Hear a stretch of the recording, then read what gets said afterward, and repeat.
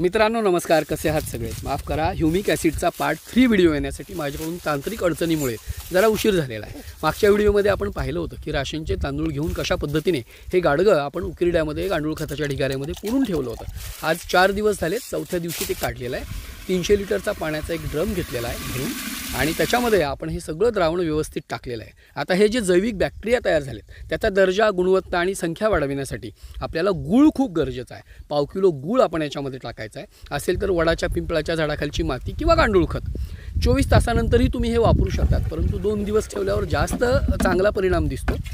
हे 20 लिटरच्या पंपाला 5 लिटर असं प्रमाण घेऊन जरी फवारलं तरी फवारल्यानंतर माझा अनुभव असा आहे की झाडावर थ्रिप्सची संख्या म्हणजे जे किडे वगैरे आहेत त्यांची संख्या सुद्धा कमी होते। पांढऱ्या मुळ्यांची वाढ तर होतेच आणि त्यामुळे फळधारणा खूप होते। 20 ते 30 रुपयात 300 लिटर ह्युमिक ॲसिड तयार झालेलं आहे। व्हिडिओ आवडल्यास चॅनल